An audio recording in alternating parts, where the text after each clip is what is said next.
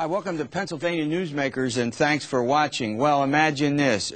Roads and bridges, junior driver's licenses, statewide gas quality. What's that all about? Well, we have Ted Leonard from Pennsylvania AAA. He's going to talk about these. This is a fascinating topic, a series of topics.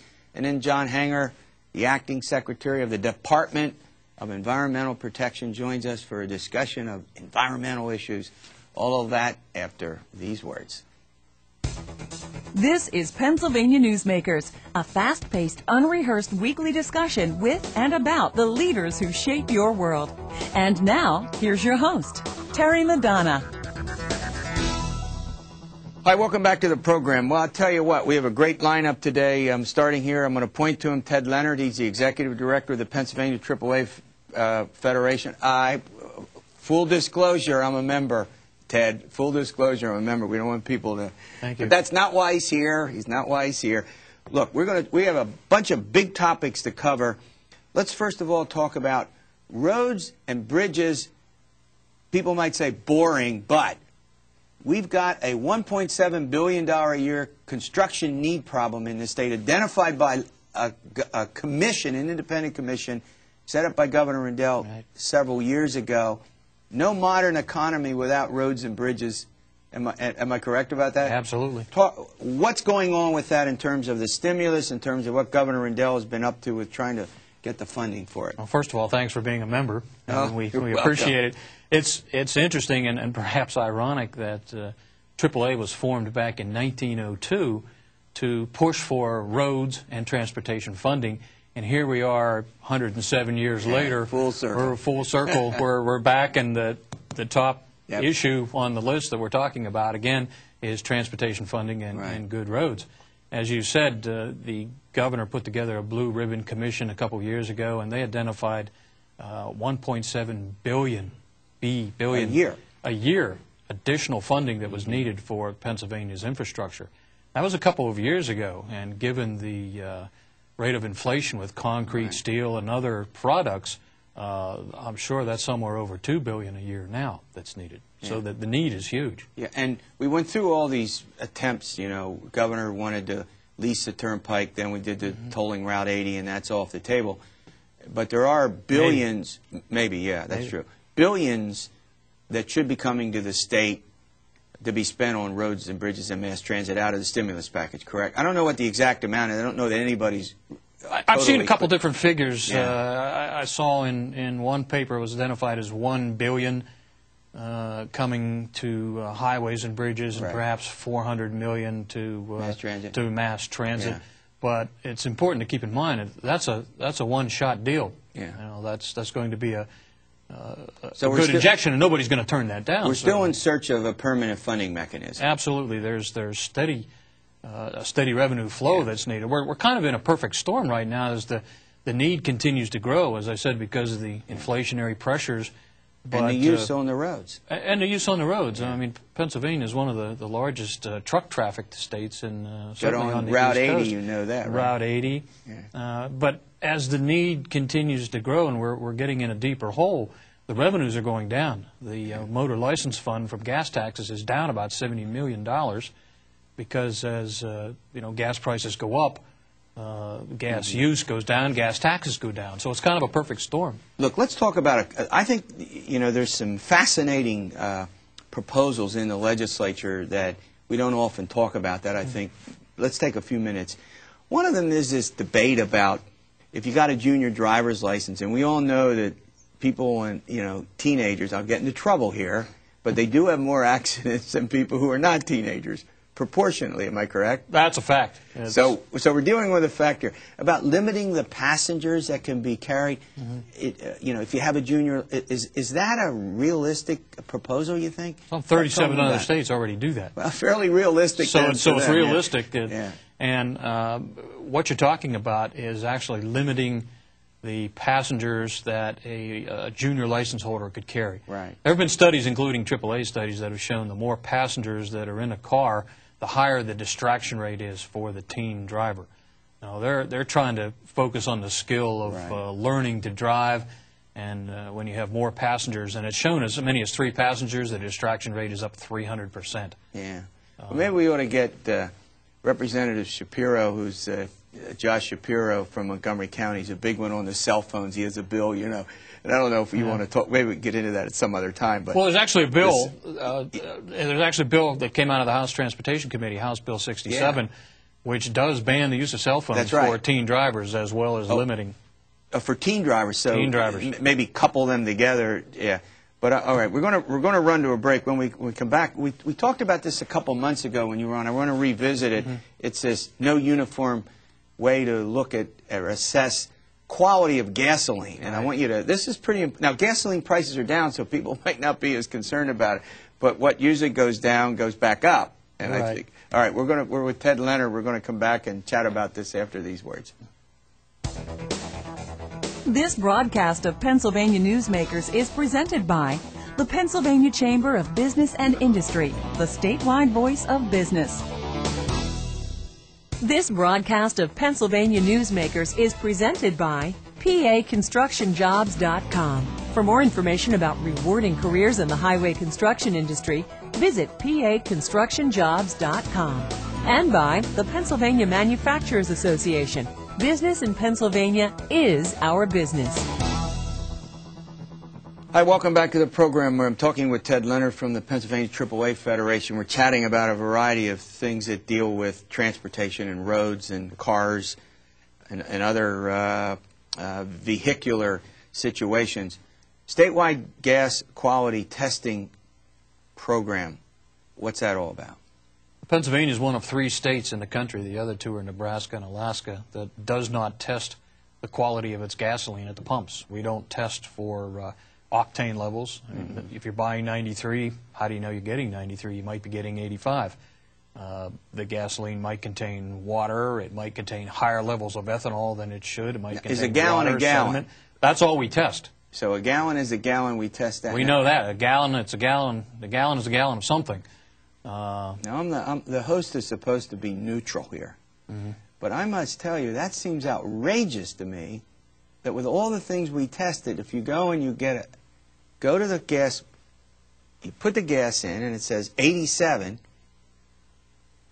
It might be 85. And, you know, in states that have a gas testing program, they have discovered these sorts of things. Well, could the objections possibly be to this? It's a testing program, so it's going to require some funding. It's going to require hiring people to go out and draw samples, and this can be done a couple of different ways. It can be done with a meter that other states use, or it can be sent to a private lab. You mean that the only reason is cost in our state, where we find ways to spend that seems to be the biggest $27 billion a year?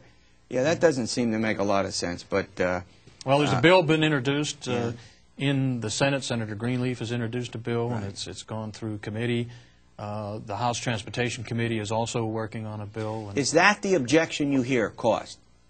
Primarily, yes. No, not regulation and getting into. But yet it's a big consumer issue. I was going to say it seems like a huge consumer issue. Sure. All right. Well, I want to turn to something else, and I know this is an important topic. It's also controversial, which is fine. We deal with controversial topics all the time, and that is if you get stopped, let's say you're in an accident, and should the state police have a right to get your vehicle black box, I think it's called, which has a record of where you've been. And go ahead. It's called an event data recorder, an EDR, data recorder. And they've been in vehicles for a long time. The initial thought for EDRs was to gather traffic safety data so that NHTSA could analyze these and determine the causes of accidents and so forth. But as electronic things tend to do, these have progressed to gather all sorts of data, whether you're wearing your seatbelt and so forth. And we see this as a consumer issue that, first of all, we think that vehicle owners ought to know that their cars contain a black box and what their black boxes are doing. And secondly, we believe that the motorist owns the data. When you drive your car off the lot, you not only own the car, you own the data that your car produces. Now, let's assume a hypothetical here. In a routine police stop, or would it take an accident for, let's say, someone in the police to... Typically an accident. Typically an accident. So you might need a warrant or some kind of probable cause. I know you're not a lawyer. I don't want to go too deeply into that. So your bigger point is that you need, that if you're in it, just because you're in it, does the box tell them something about the accident? It tells them everything about the accident. And so we believe that lawyers ought to get a court order to go and access that data. Mm-hmm. Because you own the data. You own the data, but you wouldn't argue that it should be impossible just that a judge ought to be able to say you can have it, use it, or you can't use it. Right. Is that right? Exactly. As evidence in a case. There's no problem in the states that have passed laws, these consumer protection laws, have made an exemption for using the data for safety. NHTSA can still get the data. That's no problem. If you take your car in for repairs, a technician can still access the data, perhaps to find out what's wrong with your car. All right, great update. These are fascinating subjects. All right, when we come back, John Hanger is with us. He's, of course, the Acting Secretary of the Department of Environmental Protection. Back in a moment. This broadcast of Pennsylvania Newsmakers is brought to you by Pennsylvania Credit Union Association. Pennsylvania Credit Unions, where people are worth more than money. To find a credit union that is right for you, check out ibelong.org. And by the Energy Association of Pennsylvania, Pennsylvania's energy information source. This broadcast of Pennsylvania Newsmakers is presented by the State System of Higher Education. 14 state-owned universities. The state system is the largest provider of higher education in Pennsylvania. And by the Hospital and Health System Association of Pennsylvania, working towards a healthy Pennsylvania. Hi, welcome back to the program, and joining me is John Hanger. He is the Acting Secretary of the Department of Environmental Protection, a frequent guest on the program. We run to him every time we have questions about the environment. Mr. Secretary, welcome, as always. Thank you, Terry. All right, let's go to sort of the big picture. Boy, we got a lot to cover here in 10 minutes. Stimulus package brought some money in for energy and environment. Why should Pennsylvanians be happy about that? Well, first, I think it's jobs. And right now, there's nothing more important than jobs. The green jobs are a real thing. We've actually created several thousand of them in Pennsylvania already. And the increased federal funding is going to allow us to create many more. Okay. I noticed there's a program that, if you can't answer, you can answer it. I don't say you can come back. Called the Clean and Green program that's been in the department. And there's some controversy about land being appraised and all of that. Is that something that most Pennsylvanians should care about? Or just guys like, nerds like you that are into the policy? Well, that's a compliment. All right. I'll take it. I've certainly been called worse, Terry. We want you to be a nerd. You're supposed to be into the policy side of things. Well, there are a number of places in the Commonwealth, particularly the more rural areas, where the Clean and Green program is important. And it's an example that sometimes good things start to happen that causes some problems. I mean, for example, the Marcellus Shale drilling, which we may want to talk a little more detail. When that happens on a clean and green property, there is a complicated tax set of problems that are created. And there's been some controversy in counties like Bradford and others about exactly what happens to the clean and green tax abatements that were granted in the past when you start drilling on that land. Okay. So, but you think these are problems that are certainly resolvable. We do have, the amount of acreage, I know I live in Lancaster County, I think we have more land in agricultural preserves than any other county. Lancastrians are particularly proud of that. Is that whole program growing, or is it what? I know it needs funding because you have. Every year, the state puts a fair amount of money into farmland preservation, and it's sometimes matched by local programs. And Lancaster County is one of the counties that has preserved a great deal of farmland. But we've got the best farmland preservation program in the entire country. Really? Absolutely. We're #1 in a good category. Sometimes you hear about Pennsylvania being #1 in some not so good categories. But here's a category where we're leading the nation in farmland preservation. All right. I want to talk about Marcellus Shale. And why this is important, and there's some controversies already, as you would expect. I mean, this is sort of normal.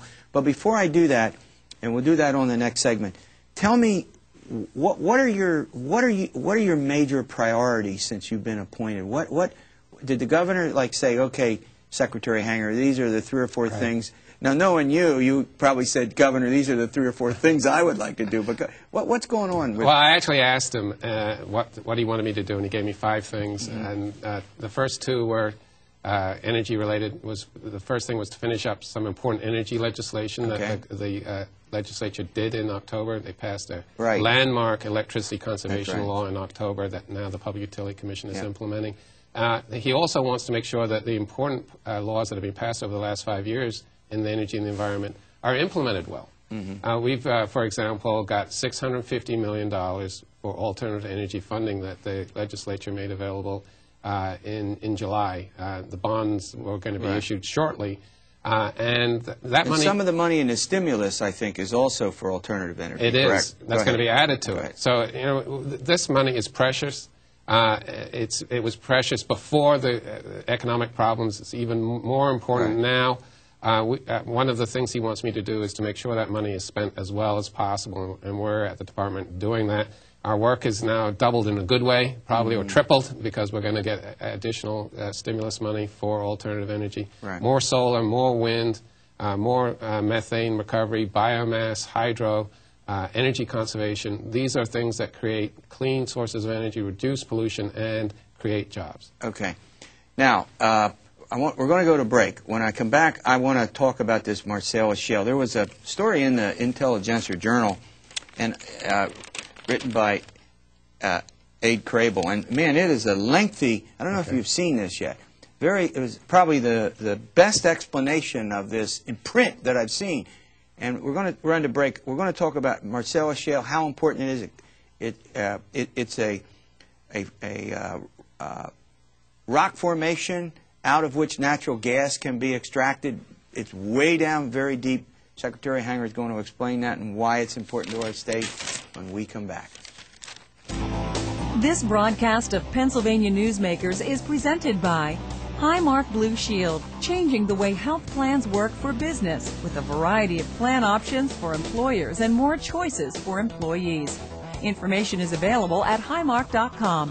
Have a greater hand in your company's health. And by the Pennsylvania Healthcare Association, the future of long-term care. This broadcast of Pennsylvania Newsmakers is presented by Penn Future, where we believe that every environmental victory grows the economy, and by the Pennsylvania Cyber Charter School, bringing educational innovation and freedom to the children of Pennsylvania.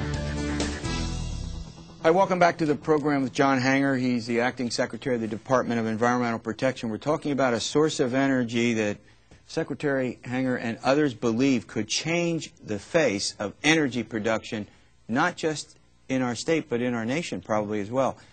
Okay, first of all, what is Marcellus Shale? It's a geological formation that contains a huge amount of gas. There's enough gas down there to run the entire country for 10 to 15 years. We're talking about a gas reserve that is going to change the face of Pennsylvania. It's going to create an enormous amount of new wealth and new revenue. And there are environmental challenges as we go about it. The governor's been clear what he wants done in this area.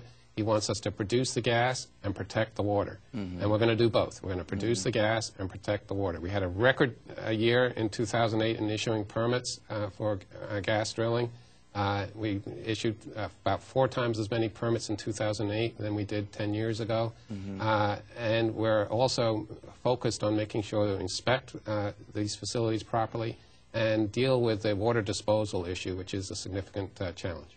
Yeah, well, there's also a big debate, I know, about what to do with about taxing it and what to do with the revenues, and there are differences of opinion in the legislature about how that should be done. First of all, if we're going to take the gas out and we're going to sell it and it's going to be sold, we're going to face immediately the question of what is the state's share of that, right? Right. And who should benefit from the share. Right. So talk a little bit about what are the various proposals out there. Well, it ranges from don't tax it at all. Well, oh wow, welcome to the real world, right? That's not going to happen. To imposing a tax similar to the ones in our surrounding state. The governor and I favor imposing a tax similar to the one that is in West Virginia. I want to be clear about something here. Just about every single state that has gas production, oil production, has a severance tax. Pennsylvania stands almost alone in having no severance tax. Now that means when you take it out of the grant, when it is extracted, you pay the tax, right? Exactly. Okay. Exactly. And it needs to be set at a level that it allows the industry to be competitive. But when we don't have any tax on this commodity, and every other state does, Texas, Louisiana, Oklahoma, Alaska, all these states tax gas production, I think it's an easy call that we need to impose and should impose a reasonable tax on this production. So is the argument over no tax or some tax or over what is reasonable? I mean, the real argument is probably over what is real. I hope so. I hope so. I mean, I can't imagine that we would have this huge gas reserve and produce it here in Pennsylvania and impose no tax on it. No, again, no state has done that, and there's no reason for us to do it. The competitive situation is such that Pennsylvania has a great resource. This gas in Pennsylvania is better than in some of our surrounding states, and the other states are already imposing a tax. Yeah. So, but would the tax then be used to, I mean, are we talking about sums of money that there could be multiple uses for the tax? Oh, absolutely. I mean, the governor in the current budget has proposed a tax for the upcoming year. I read that. And I believe he has a revenue projection of, I think it was $107 million. And the initial revenues are going to be much less than they will be, say, 5 years from now when the gas production starts reaching more peak levels. We're talking about once this reserve is produced at a peak level, a major opportunity for the state. It will create thousands of jobs, and it will create tax revenues that can support a number of very important things in the state. We're out of time. Let me just ask you one quick question. The legislature will have to do this. Are you and the governor optimistic that something close to what you propose will get through? I am. All right, good. As always, thanks for coming on the program. Hey, thanks for watching Pennsylvania Newsmakers, and as always, stay well, and we'll see you next week.